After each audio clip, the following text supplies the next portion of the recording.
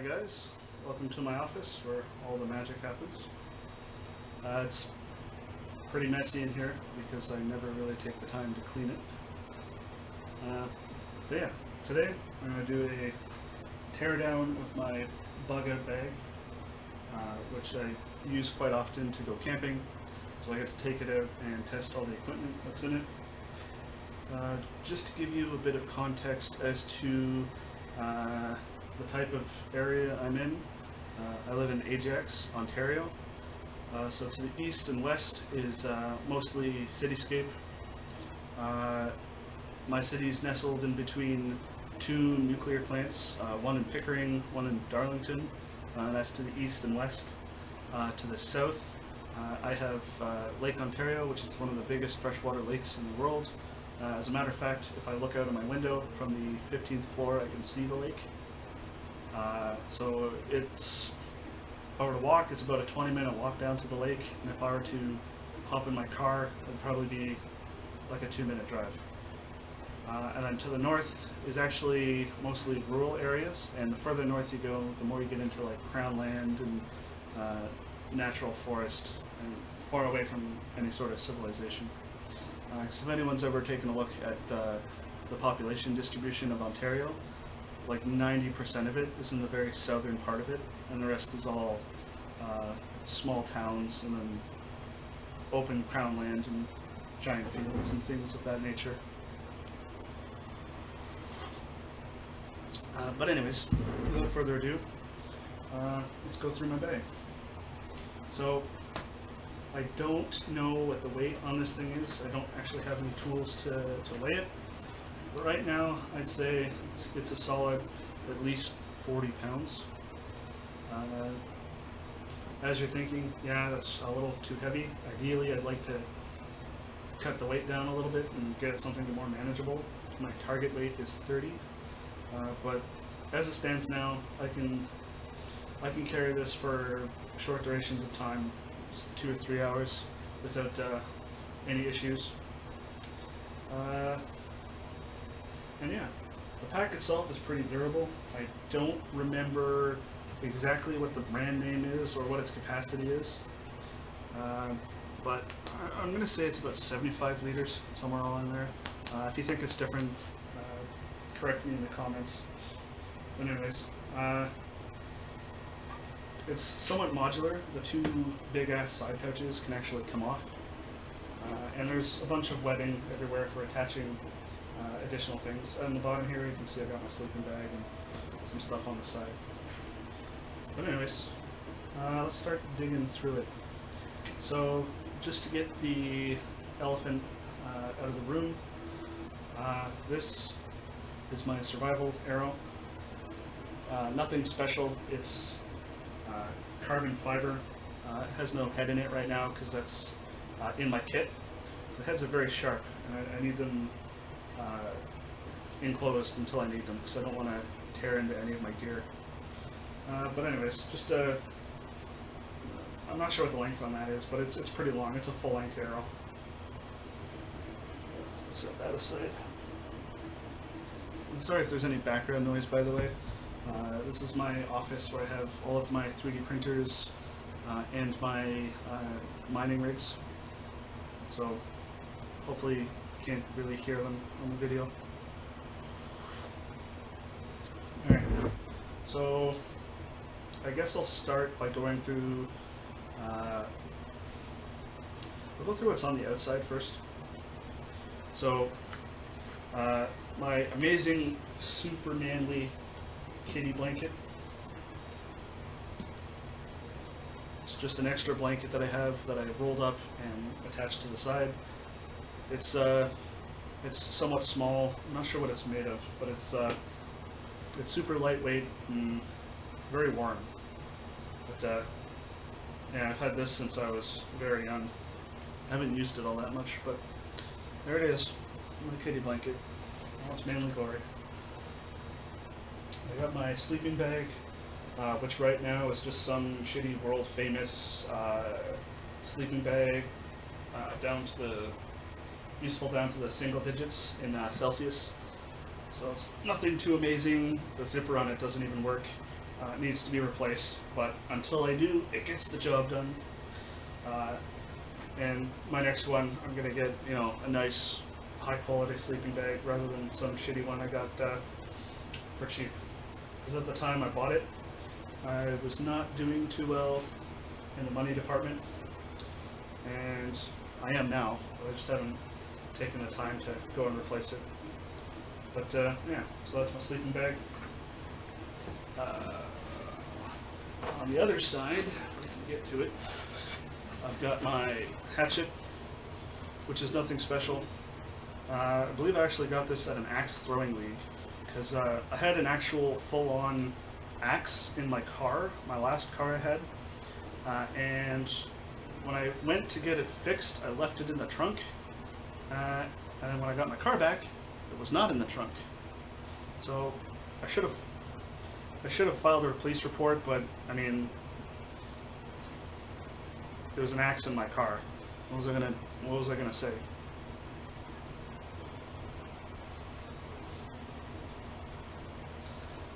Alright, so now we'll go through the big main part. Big old main sack.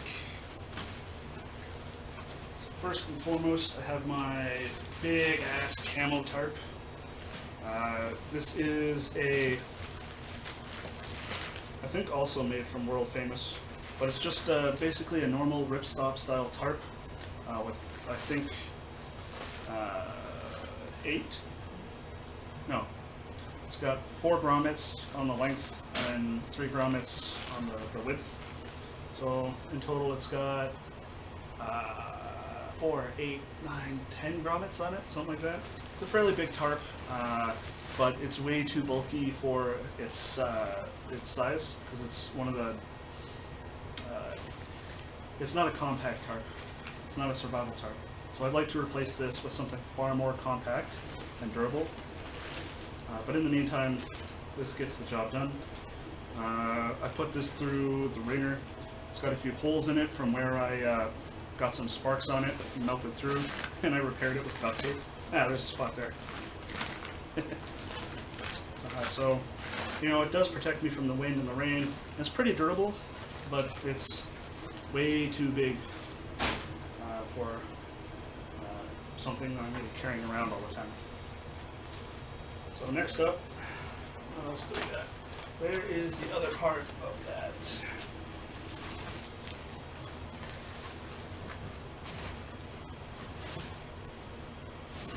So, the corresponding part that goes with that is my hammock, courtesy of my lovely girlfriend. It's nothing special. I think it was like 25 bucks from Amazon. It's made from parachute material. I don't know what the actual material is called, but it's got the straps and the hooks in there and the cordage. And I've used it a few times. It's pretty well made. It's not going to break easily, and even if it does, I have the utilities in my kit to repair it. Sometimes I switch from the tarp and hammock to a one-man tent I have. I more so use the tarp and hammock during the warmer weather, and then I switch to the one-man tent as it gets into the colder fall. As of yet, I haven't come up with a 100% solution for the winter time. If you've ever experienced Canadian winters, they can get really cold, well into the double digits in the negative, like negative 25, negative 26 degrees Celsius. It's not unheard of. And in order to be able to survive something like that, I need a really good sleeping bag and, well, a really good sleep system, period. Because none of the stuff I have right now will cut it without being super bulky and very, very portable friendly. So I've got my first aid kit, nothing too crazy. I picked this up at sale. It's for backpacking and camping. I made a few additions in here. I put some polysporin in there, some extra band-aids. I put my sewing kit in here, which is just a bunch of needles, and I have some fishing line elsewhere in my kit that goes along with that. I run an online 3D print shop, so one of the things I put in there is I 3D printed a tick remover, because there's a rising tick epidemic in my area, so I thought it prudent to have one of those in there. What else do I got in there? Pain relievers. Some of the more important things that you might want to consider putting in your kit that I have in mine are diarrhea meds, and then the opposite, which is stool softeners. Right? So, because if you're out eating things that you don't normally eat, that plays hell with your digestive system. So never underestimate having those two things in your kit. I think they should be in everyone's kit, frankly. And one thing recently I thought of that I should add in here that I don't have in there is antihistamines. Whether it be for allergic reaction to things out in the bush that you're not, you didn't expect to be allergic to, or just things like bug bites. Because when you get bug bites, the swelling and itching is an allergic reaction to the venom they inject into you to get your blood flowing. So by taking some antihistamines, you can actually reduce the effect of bug bites, especially if it's like black fly season. I know some people really react badly to them. So I guess we'll go through my pride and joy of my kit. I call this my hunting, fishing, and survival kit. So this is basically a kit inside of a kit.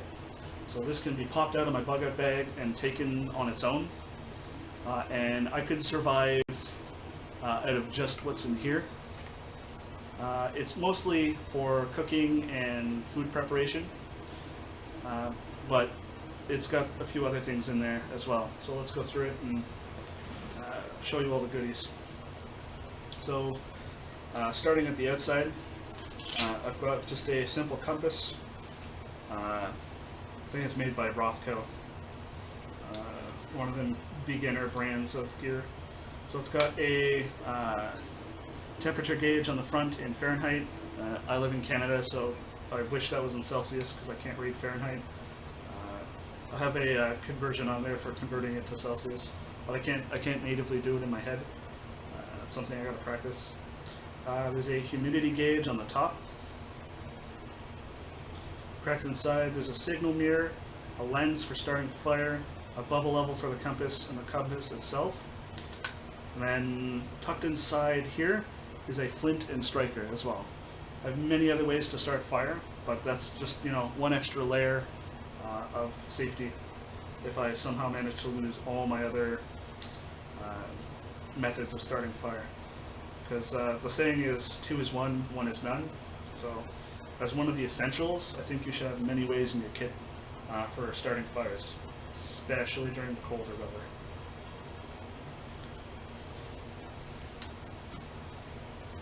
So rotating around on the front, I've got my backup knife. It was just some crappy folder that I have. It's nice and actually pretty heavy duty, so it's not going to break easy. It's bright orange, so if I drop it, it's easy to spot. And it also has a fire steel in the base of it. So it's not the most amazing of them, but it's better than nothing. And it doesn't compromise the knife at all. This isn't my main knife, this is just my my backup. Just a shitty little folder. None of my other knives are available. I've got a few feet of paracord wrapped on the outside here. It's a little grimy, you can tell it's been there for a few years. But just that extra bit of cordage if I ever need it. Now we'll go into the main section, which is where all my cookware is located. Alright, so steel scrubby for cleaning out my dishes. It weighs nothing and fits in the extra space I had in there, so I put it in there. Not something I'd consider essential, but why not? Lid for my cooker. I've got a little package of goodies in here, just some extra things I stuffed in there that fit in the extra space. There's like there's some Taco Bell hot sauce in there, a few tea bags, an extra set of matches, some pepper, and most importantly, all of my water purification tablets are in there as well. On the top here, I also have I'll cooperate, get the fuck out of there, my wire saw. So I've always heard bad things about these, that they break really easily. I stuck it in my kit and took it out to one of my bushcraft outings, fully expecting it to fail on me. I took it and I sawed up a few pieces of wood, went really rough on it, and you know what? It's actually held together. It hasn't broke or warped in any way. Which, considering it's made by Rothko, is, you know, not terrible. It's very light, weighs nothing, and it's not my main way of processing wood. It's just in there as a backup. And also part of my kit here, which is the kit inside of a kit. So if all I have is this, I can still process larger pieces of wood without needing my hands. With a giant piece of filament on it also. Okay, so give me a second. This is gonna not want to cooperate with me. Alright, out we go. So this is my main cooker. It's a Stanley stainless steel Cookset. It is 20 fluid ounces. So it's pretty hefty. It's almost 600 milliliters. That's the 600 milliliter line, give or take. So that's my main pot for cooking. It's got the fold out handle and the lock to lock it in place so it doesn't go anywhere. So I've got some emergency trail food. If I'm down to my last leg and I absolutely need food, that's in there for that purpose as well. I'm not sure if it could be used for that, but you could use it as bait if you need to. I should probably replace this because it expired 2 years ago. I've had this kit for a while. So this is my main slingshot. It's nothing special, but this is what I mostly use for slingshot purposes. I've recently created one myself and 3D printed it, and it's like a modular sling bow, and it's actually in my kit. I'll get to that shortly. But this is my main one because it fits in there with everything else. Now, slingshots are very useful because you can fire steel shot, or if you run out of steel shot, you can still fire things like small pebbles and other sorts of small ammo that you can come across. So this is some snare wire for setting some snare traps. Some cooking oil for lubricating pots, pans as I cook them, or if I need to, stopping my high carbon steel knives from getting rust on them. I mean, obviously this isn't what I should be putting on them, but it's more of like a emergency rust prevention until I can get some actual mineral oil to coat it with. Little salt and pepper shaker that I got from sale, just to have a bit of spice and flavoring to put on fish and whatever else that you catch. Excuse me. So this is about 100 pieces of 3/4 inch steel shot.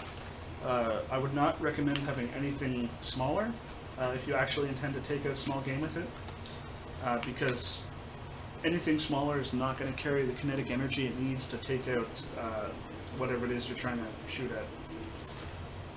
So I have enough in there to last me for, well, frankly, quite some time, unless I'm very terrible with aiming, which I've actually gotten better, so I no longer fit that category. But anyways, if this runs out, I can then switch to just using stones and small pebbles.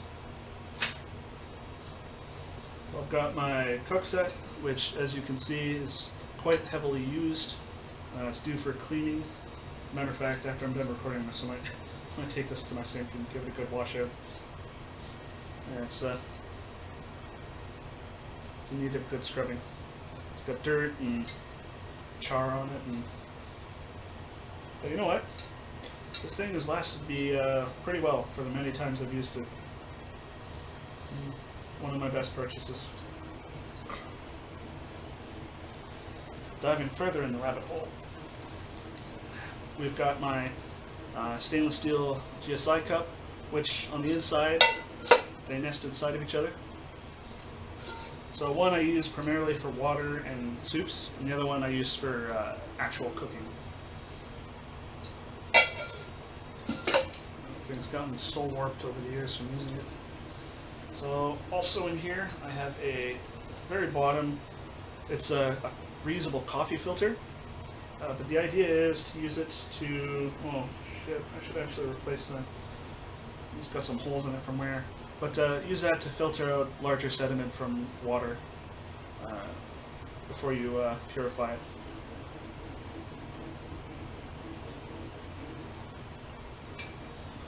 So that's it for the main pouch. And then in the front here, we have more jam-packed goodness. So I've got my cutlery set, as every kit should have. It's, you know, a knife, spoon, and fork, like a bread knife. A lot of people opt to use sporks. I prefer this because it's individual pieces, and it's just a little more comfortable to hold, especially with the spoon and the fork being separate pieces. This here is my fire starting kit. It's got all my tinder in it, which is nothing special. It's just got one of those pancake candles in it right now, and a whole fuckwad of toilet paper. I might replace that with some more prudent fire starting stuff.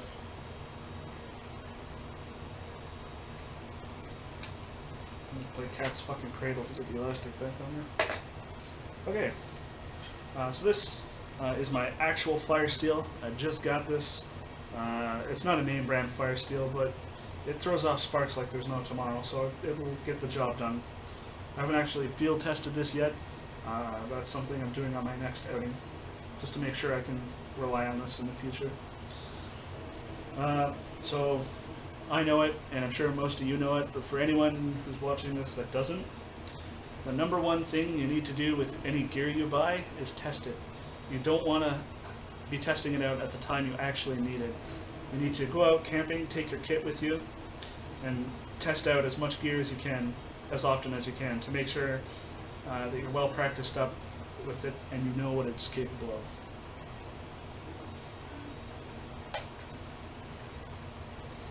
So this is part of my fishing kit. This is just to rig through fish and keep them in the water so they stay alive until you get back to camp or wherever it is you're going to process your fish. And it's for collecting multiple fish so that you don't have them flopping around in your boat or have them, you know,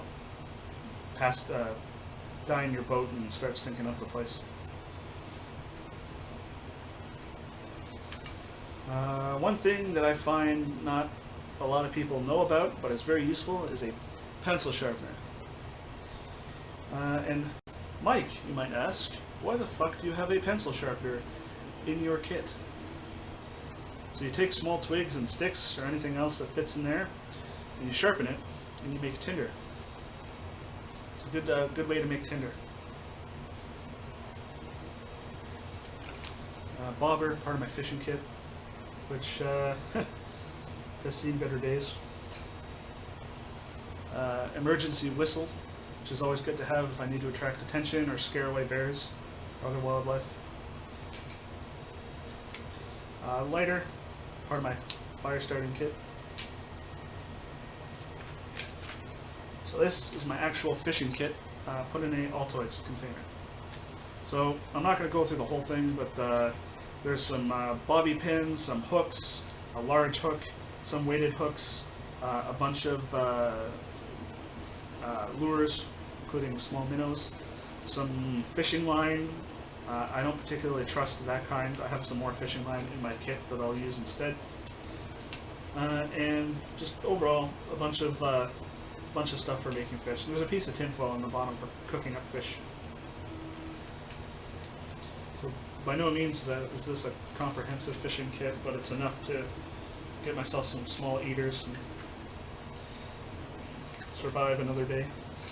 This is actually one thing I haven't really tested out too much because I haven't had a chance to go out and fish too much. It's something I aim to fix this summer.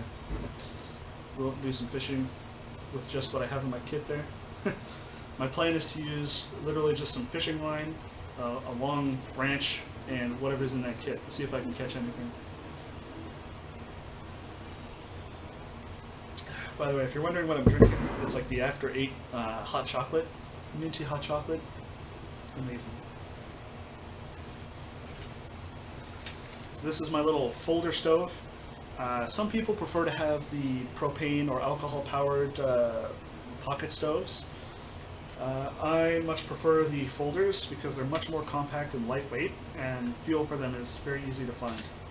And then tucked inside there, I've got 3 fuel cubes that came with it. I've already used one. Came with 4 originally. And yeah, mine's by Esbit. And as you can see, it's gotten a little warped from using it, but whatever. Still does the job. Just a piece of folding metal that you put a bunch of fuel into and light on fire. Put your stove on top. I'll give you a short little demonstration there. Hopefully you can see this. That's it. That's how it works.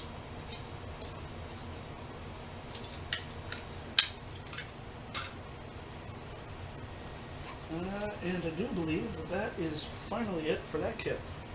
As you can see, I had a lot of stuff packed in there. And I could pretty much last off of just that. And there's actually one more piece of gear that should be in here that I think I used on my last outing and forgot to replace. But that is actually a tough garbage bag. Those are very useful. You can use them for shelters. You can use them to throw a bunch of stuff into and use to insulate yourself while you're sleeping. You can make a pillow out of it. People really underestimate what you can use a garbage bag for, especially the heavy-duty ones. So that's it for that kit. So we'll go back to what's in the big bad boy here. So this is what I call my long-term food possibles. So I just have stuff in here for long-term acquisition of food, because in my kit, and I'll get to that eventually, I have 72 hours worth of food. So my bug-out bag ideology is that it should be self-reliant for 72 hours, so you can rely on just what's in the kit with no additional acquisition for 72 hours, but it should also have things in it to extend your stay wherever it is beyond that 72 hours, right? So that's long-term sustenance acquisition. So I've got my heavily warped and thankfully not punctured through arrowheads for that arrow I showed you at the very start of the video. I've got 3 heads in there, just in case I lose 1 or 2 or damage them. So they're 100 grain, and made for small to mid-sized game. I haven't actually got to fire my arrows too much. That's one thing I'm sorely under-practiced on, and I will fix that this summer. Probably next time I'm out, actually. I have a trip coming up, and I'll probably actually do some recording of it for a video. I'm going to go do an overnighter in some Crown Land. As you might have guessed, I'm still relatively new, and I have a lot to learn. But, you know, that's what getting out there and actually doing stuff is for, so I can learn for myself what works and what doesn't. But this here is a rat trap that I modified for catching very small game like squirrels, might be able to catch a rabbit, but I wouldn't count on it, snakes, and birds. Anything that's small enough to get its head caught in the trap and get taken out by it. So it's been modified, as I said. So first thing is it's got a string tied off on it so that it can be staked down, so that if it doesn't take out whatever animal gets caught in it, the animal's not going to run away with the trap. It is a little inhumane, but the purpose of this is for my survival. And if I'm in a situation where I need to use this, humane treatment of the animals not of the highest concern. That being said, it has been modified to try and humanely take it out as quickly as possible. So first and foremost, there's a big old block that I stuck under the tension bar, and that's just a block of 3D printed plastic. Additionally, I put a chin bar up at the top, so that as it comes down, it creates a differential between the top of the chin bar and where the bar is. And the idea with that is that it'll break the neck of whatever's unfortunate enough to get caught in there. Well, unfortunate for the animal, fortunate for me, because I'm in a situation where I need to catch something to eat.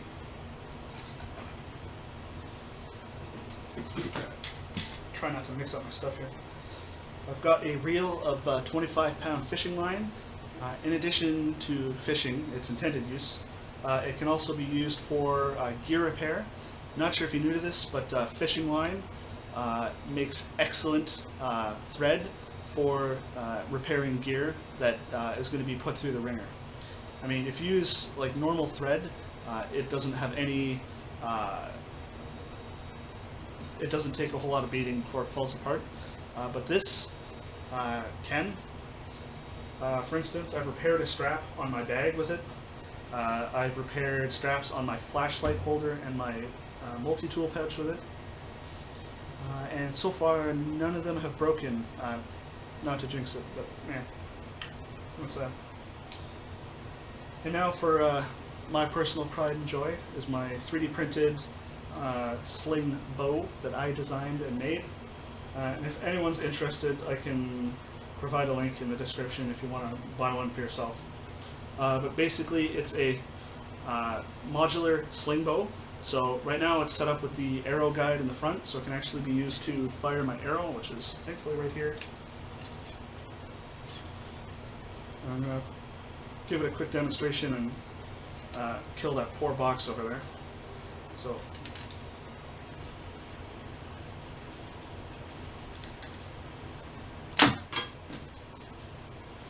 So, you know, obviously I need some practice with it because I'm absolutely terrible with it. But it's solid plastic, so it can take a beating, and you don't have to worry about it falling apart or breaking. And the little arrow guide actually comes right out. But then it's just a normal slingshot. And all you need is a normal slingshot tube and something to put the tubes over and not have them slide back out. But yeah, that's that. Let me slide that back in there real quick. So I'm going to be putting that through the wringer this summer, getting some practice in. So what else do I have in here? Where's the bag for that? Alright. I was trying to keep all my stuff together for when I put it all back together later. So this is just my navigation and note-taking bag. So it's in a plastic bag, so it's nice and watertight if my bag ever gets wet. But it's got a map of Ontario in it for navigation purposes if I ever need it. A waterproof notepad in there, and a pen. And one of the things I'll be adding to this in the short term is just a small journal for keeping notes while I'm out camping. Okay, what else do we got in here? So this is my fold-up water jug. So it's sort of like an accordion. When you're not using it, pancakes down, and when it's fully filled, I think it holds like 4 liters or something like that. I use it for storing untreated water, and then if I need to take it away from where I found the water and take it back to camp, then as I need it, I'll just pour it into my my stainless steel cooker there and boil it off to purify it, or throw some tablets in it if I can't start a fire for whatever reason. But super lightweight, takes up like no space, and can carry up to 4 liters of water. And if it ever breaks, you can repair it with some glue. Pretty much anything you have. You can melt some plastic over the hole because this is made of plastic. And yeah, it's pretty useful for something. I actually got this from the dollar store, believe it or not. Dollarama. It was like $4. Excellent piece of gear. If you're ever looking for like cost-effective places to find gear, now it depends on what, but don't underestimate Dollarama, dollar stores, and places like Walmart for getting budget gear. Obviously, it's not stuff that pros would use, but if you're just starting out, you don't want to drop, $1,000 on a sleeping bag, but you want something that works. It's a good place to go. But anyways, here we have my battery bank, which I also got a set of 4 AA's in there for my flashlight and my headlamp, and a USB charger so I can charge my phone. Ideally, I would like to replace this with a portable solar panel charger, which I did have one in here before, but for whatever reason it decided it wanted to just stop charging via the solar panel. So a lot of good that was doing as it was in that regard. Yeah, this will get about a charge and a half into my phone. And keep in mind that the kit's supposed to last for 72 hours, and if I find myself out and bugged out for more than 72 hours, the cell phone probably is not going to do me a hell of a lot of a good anyways. And, unless it's like absolute chaos, I'm going to find places to charge my phone if I'm not stuck out in the middle of the woods. One of the more important things to have is a complete change of clothes. From top to bottom, I have one full set of clothes in here. So I've got underwear, long johns, long sleeve shirt, a t-shirt, a pair of pants, socks, and boxers in there.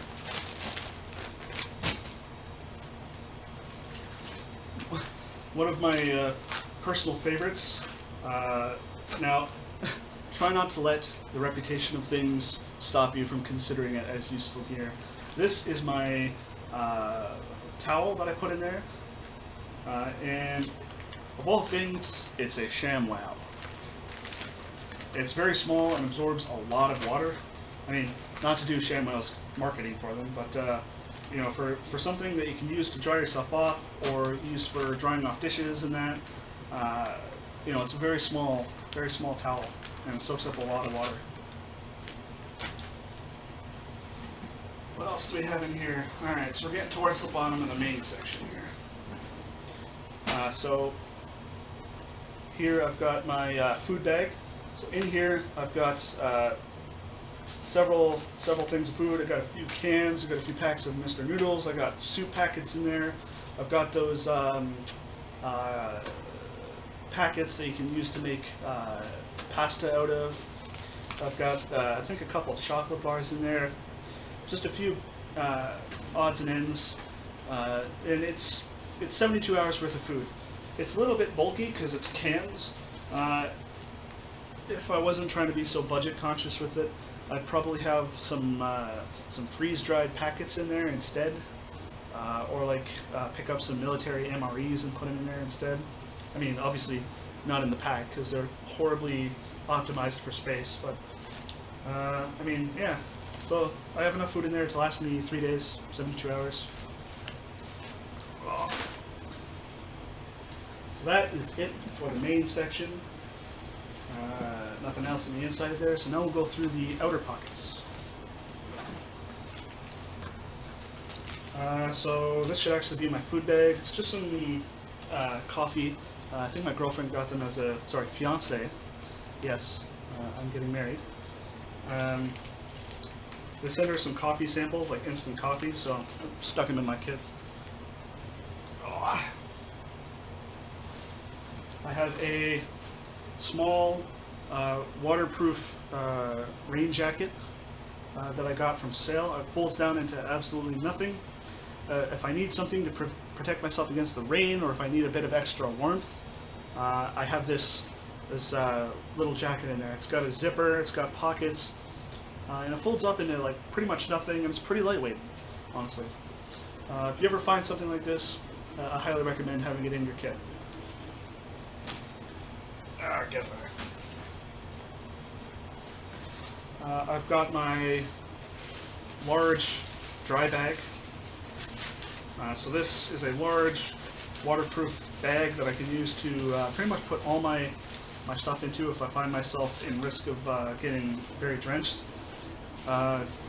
Take, for instance, I'm going to some crown land in the very near future, and to access it, you have to go over a large log crossing a creek. Before I cross over that, I'll probably want to make sure the majority of my water-sensitive stuff is in this bag, so that it doesn't, if the worst happens and I fall in the water, you know, I'm not losing my my stuff to the water, like my food, for instance. At the very least, my food will be in there. Maybe things like my cell phone, and you get the idea. I've got my little medallion here, and these actually store those mosquito coils that burn slowly over time, and I'll show you. But because I have a tarp and hammock set up, I'm very exposed to bugs. So before I lay down at night, I'll hang this off my guideline by my head outside of the tarp and light up one of the mosquito coils to keep the bugs out of the tarp. And as you can see, it's been pretty heavily used. But yeah, I got this from Walmart. That's by Coleman, so yeah, Walmart. Again, very cheap piece of gear, not super expensive in any regard. I think it was like $4 or $5. And yeah, use that with the things and keep the bugs away. So these are the mosquito coils I was talking about. So I think they might be a little busted up from being in there, but yeah, it does the job. You light them up, and how long do they last? There's 10 coils in there. I think one lasts a few hours. Something like that. Anyways. Those are in there. Oh, I gotta keep all my stuff separate here. Oh, bugger.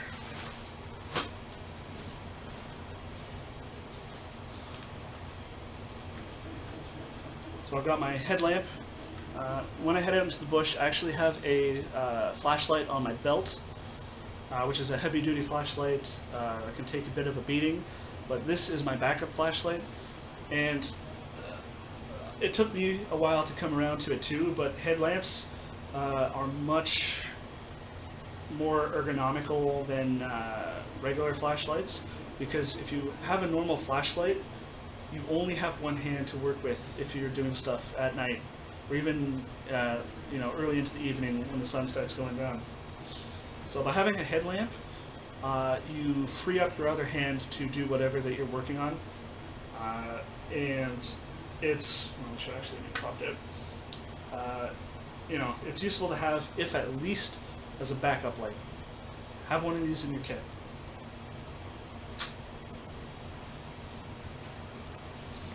I've got some standard bug spray. This one's a little bit big. I want to get something a little smaller, but this is all I had lying around. I actually got this in one of my battle boxes. Yeah. One thing that I'll be doing starting when the next one ships is I'll actually be doing unboxing videos of battle boxes. So if you're into that sort of thing, you know, check that out. But anyways, insect repellent. This is cardin and methopropyl. So now, I did mention that I live relatively close to 2 nuclear plants, and you know, I'm not by any means some doomsday sayer that's saying one of them is going to have an issue and release stuff into the atmosphere, but there's always a chance, and if I can spend $4 to keep myself from breathing in stuff in the event that that happens, what's $4 and a bit of extra time spent stuffing this into my kit? So I have a pair of 2 masks in here, rated to N95, to filter out particulate. You know, it's not just that either. If I find myself like in the middle of a heavy wind and I don't want to be breathing in dirt and shit that's flying around, that's useful for that too. or if I'm just sitting around the campfire, because the campfire always seems to want to blow smoke wherever I'm sitting. I can walk around the fire and it'll always follow me. Fucking campfires. Alright. So this is my hand crank radio. It can charge via solar panel, but that takes 5 years and a day to do that. But it also has a hand crank. In addition to its morale purposes, you know, listening to the radio while you're out camping, it can also be used to tune into emergency stations. So if you have to bug out because there's an emergency of some kind, like just an example, which I don't think this is something I would personally face, but I know many of you live in an area where that could be an issue, is if there's a huge storm, like a hurricane, and you get the heck out of Dodge, you want to listen in and pay attention to what's going on, and you're not anywhere where you can watch TV or otherwise unable to otherwise follow the news, you can tune in and listen to what's going on. Yeah, very useful tool to have because it's self-sustaining. You don't need batteries for it. Hand crank it for a minute, and I think you get about 10-15 minutes out of it. So crank it for like 5 minutes, and you charge it for you know, a good hour at least. And you get your cardio in for the day too.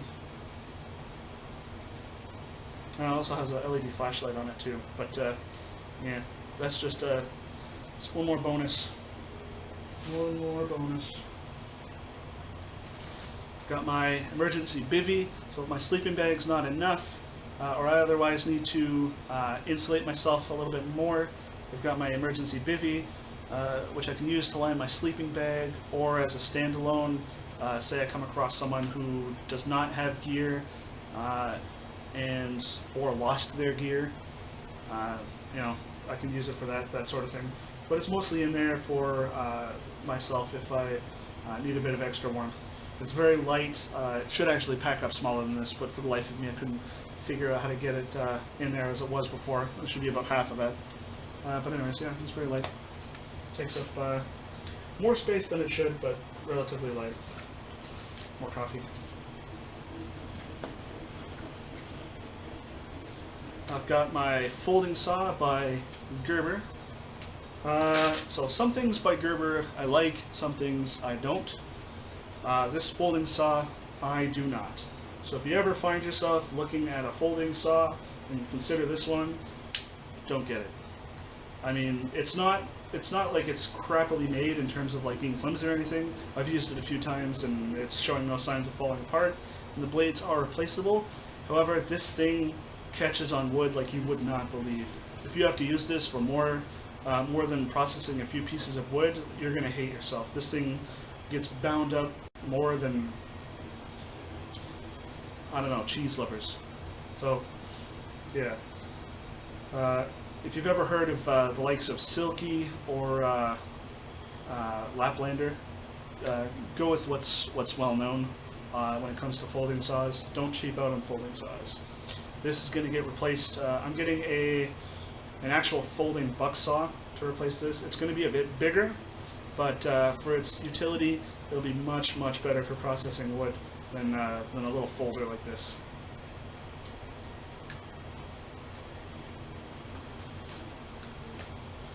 But it works, just not as well as I would like. Last but not least in here, I've got my survival poncho. So if it rains, I also have this in there if I need full body protection. So if it was just doing a bit of light rain, I would use that jacket from Sail I showed you earlier. If it was like heavy torrential downpour, I'd probably opt for this. As well, out in the Crown Land, I'd probably opt for this anyways because it's high-vis orange, and people do a lot of hunting on Crown Land. So Mike likes to not get shot, so he'll wear the bright orange stuff. Whereas the other one was black. So that's it for that pouch. We're getting close to the end, boys. We're getting close to the end. Alright, so here I've got a pair of work gloves. They're made of Kevlar, so if I'm doing some processing of game, and I haven't done a whole lot of that, not even fish, So just to be extra careful, I'll probably wear these so I don't slip and accidentally cut myself. I've worked with knives my whole life. I used to work in kitchens, but when it comes to processing raw game and things with bones in it, I'm not all that experienced, so I prefer to have an extra level of protection.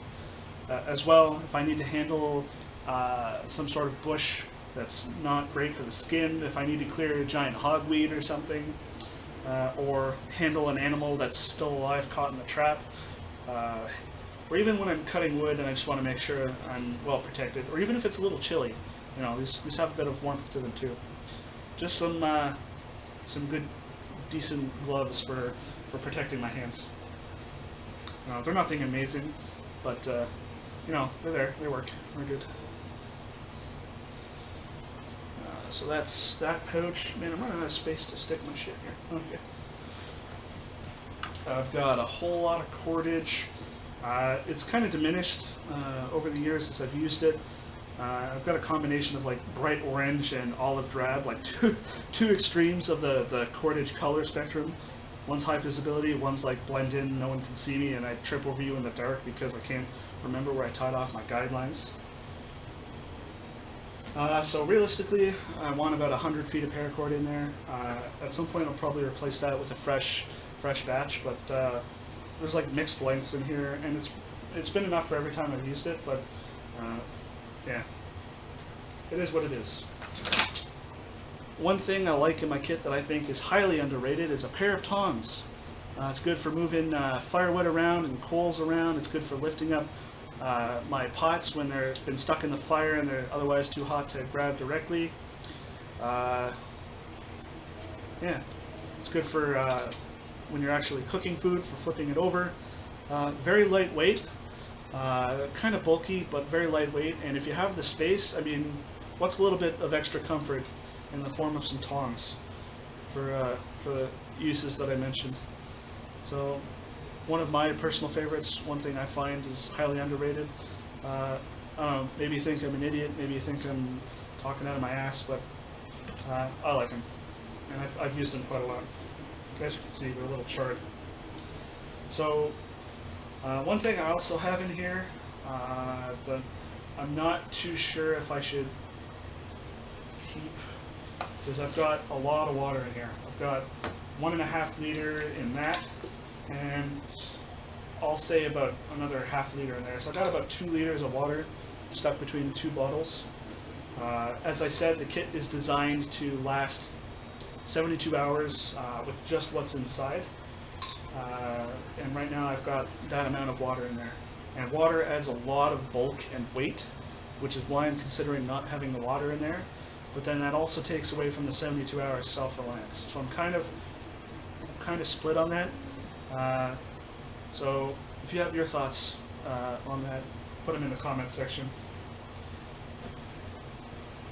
And I have a flattened out roll of duct tape in there. As you saw with the tarp, I've already used it to repair the tarp.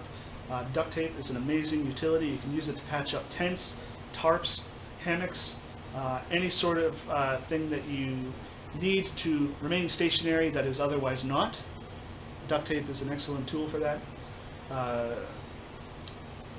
I'm not sure, don't quote me on this, but I think I read somewhere that it also makes good tinder.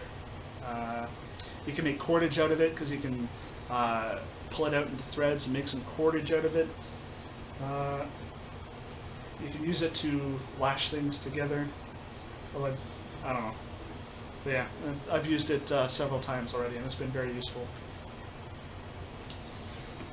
I've got my diamond sharpener in here. I think that's what it's called. I don't know if it actually has diamonds on it. But it's just a little sharpening rod.